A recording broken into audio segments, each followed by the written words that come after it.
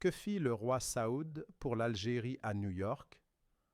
L'histoire complète du soutien saoudien à la révolution algérienne. Bienvenue dans un nouvel épisode consacré à une page méconnue mais glorieuse de l'histoire arabe, une histoire de loyauté et de fierté, celle du soutien de l'Arabie saoudite à la révolution algérienne.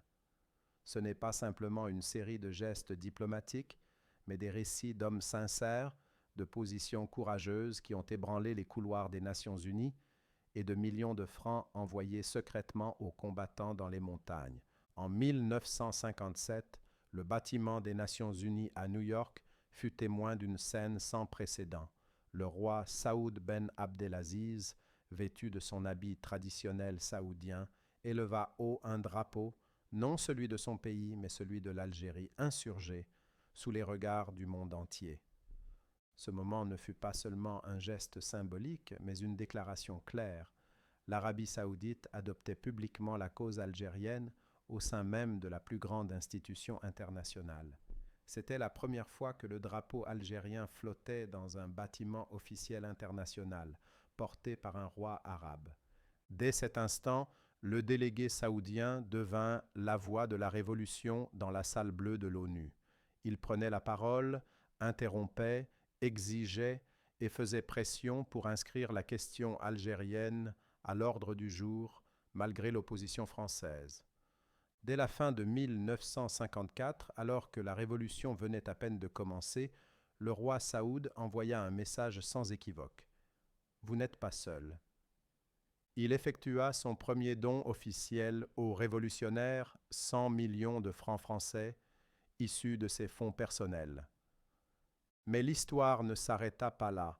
Lors d'une rencontre avec les dirigeants du Front de libération nationale, il leur déclara « Ouvrez un compte à Damas, je vous garantirai 250 millions de francs supplémentaires.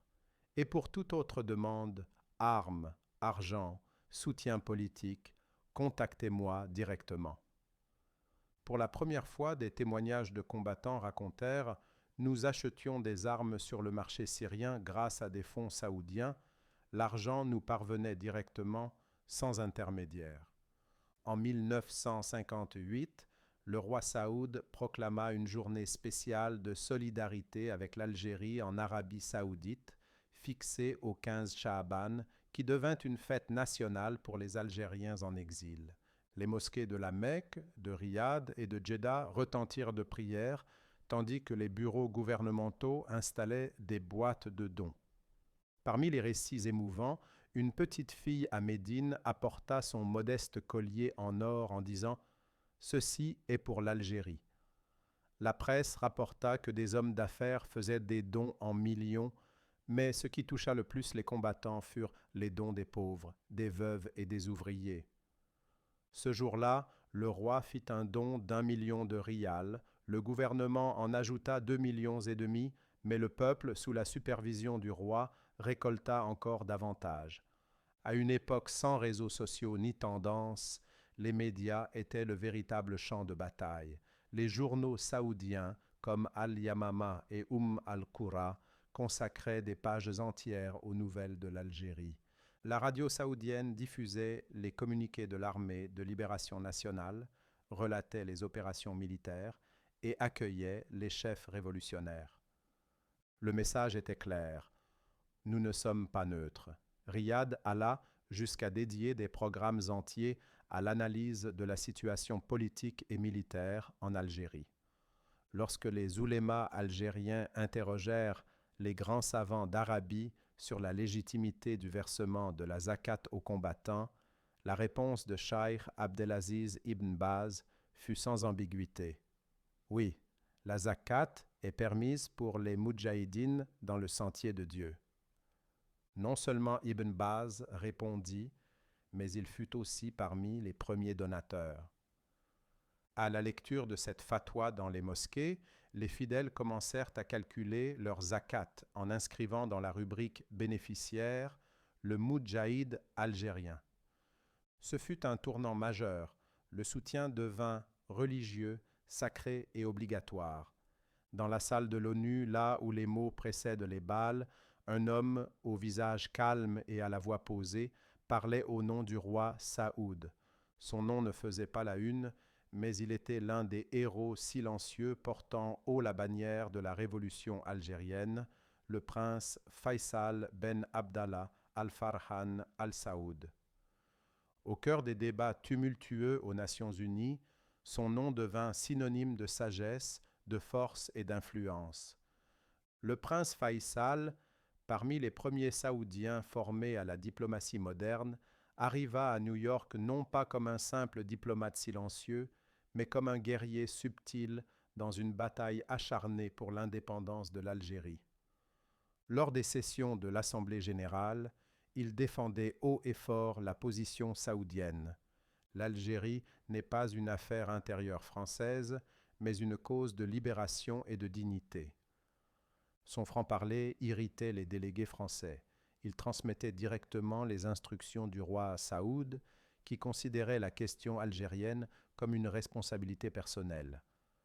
Un diplomate arabe de l'époque le décrivit ainsi: « Le prince qui fit face à la France non pour l'affronter brutalement, mais pour la confondre par la vérité. » Depuis New York, il envoyait des rapports à Riyad, proposait des stratégies pour dénoncer les crimes coloniaux français et mobilisait les blocs asiatiques et africains pour soutenir la cause algérienne.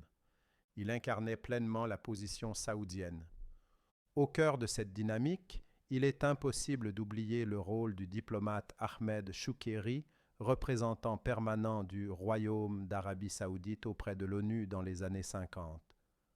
En janvier 1955, sur ordre direct du roi, Ahmed Shukeri porta à la tribune du Conseil de sécurité un lourd dossier, celui de la révolution algérienne.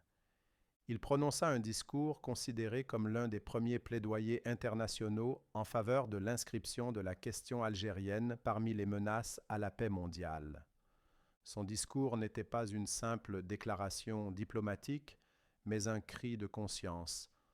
Le peuple algérien ne demande pas une faveur, mais revendique son droit légitime d'être libre sur sa propre terre. À chaque session suivante, les instructions de Riyad étaient fermes. Ne laissez pas tomber la cause algérienne, ne laissez pas la France imposer son récit sans réponse. Le roi Saoud lui-même exigeait des comptes rendus détaillés, lisait les délibérations et annotait ses remarques. Malgré les tentatives françaises pour minimiser la question, la délégation saoudienne persévérait avec insistance. Lorsqu'un délégué français tenta un jour de justifier l'occupation, la réplique saoudienne fit taire la salle. L'histoire ne pardonnera pas à ceux qui ont utilisé la civilisation pour justifier la barbarie. Ahmed Shukeri, puis plus tard d'autres diplomates tels que Jamil al-Hijilan, n'agissaient pas seulement en tant que représentants, ils étaient de véritables messagers d'une cause sacrée. En 1962, le représentant saoudien déclara devant l'Assemblée générale: « La guerre entre l'Algérie et la France est terminée, et avec elle, notre débat avec vous. » C'était une victoire éclatante, non seulement pour l'Algérie, mais pour la diplomatie saoudienne, fidèle à une cause juste, résistant aux pressions occidentales. Le lendemain, le roi Saoud annonça un nouveau don, 1 milliard de francs français pour aider à construire l'Algérie indépendante. Conclusion. L'Arabie saoudite ne fut pas un soutien de passage. Elle fut un allié loyal et indéfectible de la révolution algérienne, de la première balle tirée jusqu'à l'élévation du drapeau algérien aux Nations unies après l'indépendance. Cette histoire, avec ses innombrables détails, raconte une rare fidélité arabe. Une page glorieuse de solidarité que l'histoire n'a pas oubliée. Que Dieu permette son retour dans notre monde arabe.